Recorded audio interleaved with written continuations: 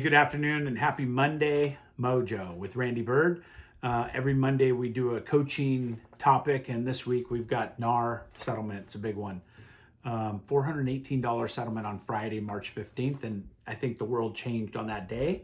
There have been some other companies, Remax, Anywhere, and then as of late, Keller Williams settled the commission lawsuits, tune of about $200 million. NAR now $418 million, so somewhere in the $600 million range. But the math doesn't add up. If you look at all the homeowners in the class action lawsuit, they're looking at getting somewhere between $15 and $150 per household. I don't think it was meant to be that the attorneys are getting a big money grab here. But let's talk about a couple things. Number one, I'm not offering any legal or representation advice. Seek an attorney, talk to your real estate broker. I'm just talking about some factual items that have come up through this. And realtors, use this as a guide. Speak to your broker for their specific requirements and processes. All companies will have a different variation of buyer-broker agreements. I'm a coach, so I have to deal with this quite often with my clients. But the bottom line is you're going to want to talk to your broker and probably their legal counsel. This comes down. So the settlement was reached Friday, but it's supposed to take action in mid-July. So between now and mid-July, I think you're going to see MLS is rolling out some very, very specific changes. Specifically, any NAR-associated MLS will have some requirements to not offer compensation through the MLS. That's what this is all about. The DOJ, Department of Justice, is involved. And honestly, I think it's a good thing. I think it's a clear policy now, where the clear cooperation policy before, if I listed your house, Mr. and Mrs. Seller, we were accustomed to adding in a commission for the buyer's agents. So we might negotiate 5%, 2.5% to me, 2.5% that we offer as compensation for them showing it through the MLS.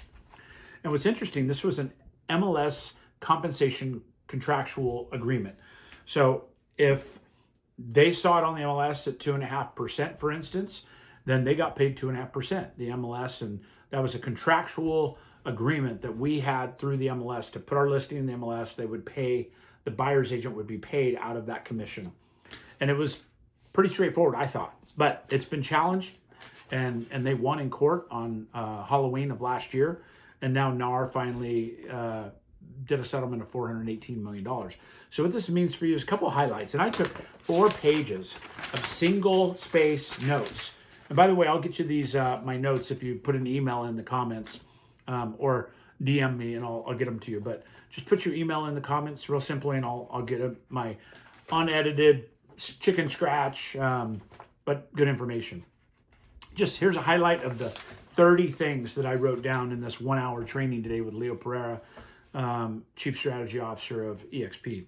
So the MLS was a contract to ensure the agent got paid X, whatever it said in the MLS.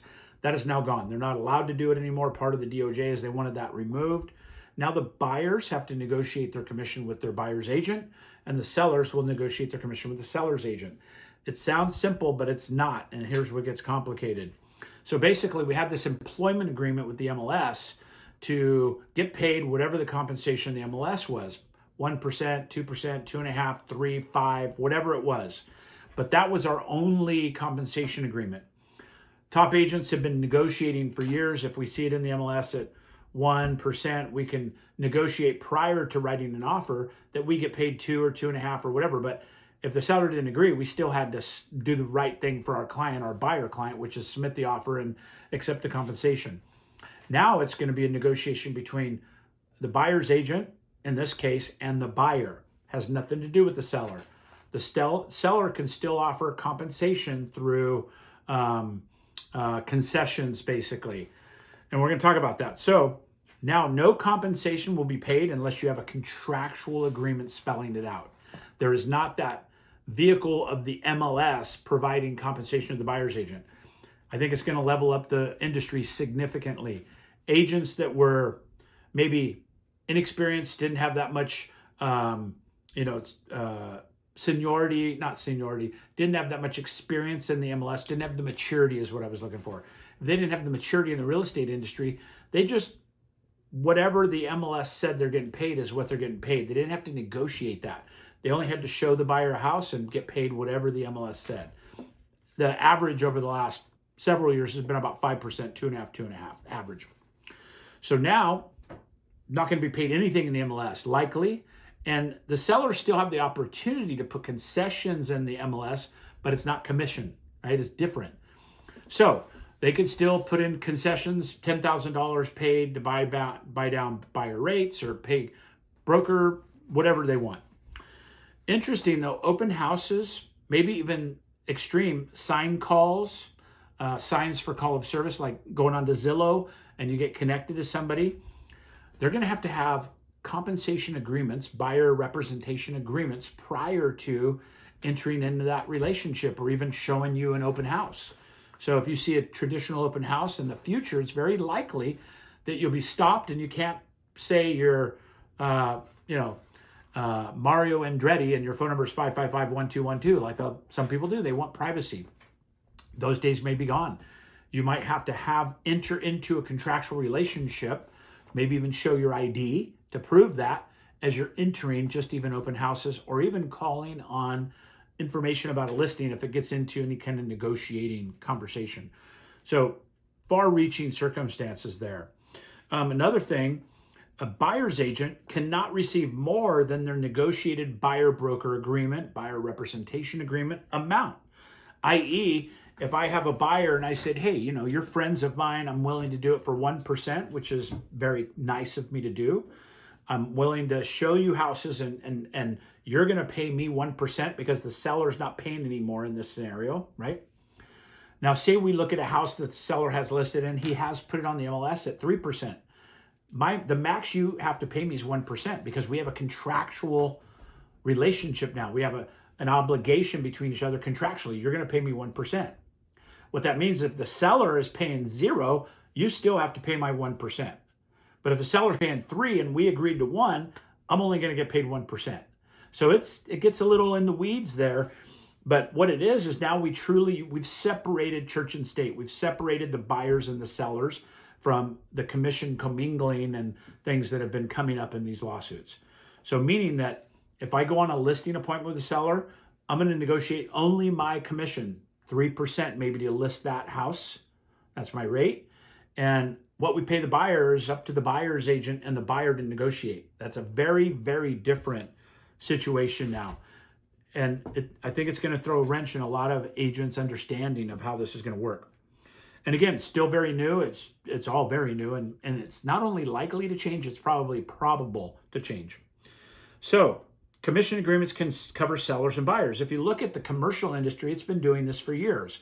They have a representation agreement or a commission agreement based on services, and it's always single party typically. So in residential, because of the consumer protection and all the other things, there's many disclosures and many transparency, and this is all about transparency. So something else that I wrote down here, and when we talk about concessions, think about this for a minute. Concessions, let's say that in this scenario, let's say that a seller is willing to give $7,000 in concessions to the buyer. Use it as you like. Buyer's commission, buyer's broker's commission. It could be to buy down the rate. It could be because the rates are back up above 7%. And it could be even for repairs or anything else. Well, if we agree at a $7,000 concession to the buyer, and then we renegotiate the washer and dryer, under the current situation, it would have been an additional credit or concession. Now, concessions are concessions. So is the way I read this, if the seller's offering a $7,000 concession and the buyer asks for the washer and dryer, that comes out of the $7,000. If that value's $1,000, now the seller's going to have a concession of $6,000 plus the washer and dryer is $1,000. So again, it's the legal language in there that's really, really important, and how it's going to affect your commissions are very important. So this is for a buyer or a seller or even an agent. If you're a licensed broker, real estate agent, this is going to affect you. It just is. And so one of the things we're doing, and this is a clause that really was brilliant by Leo and came from the attorneys, is putting a clause in there, and think about this language. Seller to credit buyer X, whatever that number is, at close of escrow to satisfy the buyer's contractual agreement with the buyer's broker, right? So I have a buyer, he agrees to pay me 3%, if I put that language in the contract, the seller's now obligated to give a concession of that 3%, or up to if the buyer's paying some fees. So you can see how this is really changing the contractual guidelines and the way that we've done this in the past. Interesting. FHA, they allow concessions. VA does not.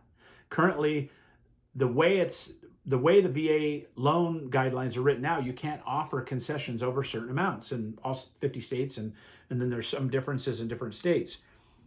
So they're going to have to change that because the VA guidelines are ambiguous when it comes to concessions.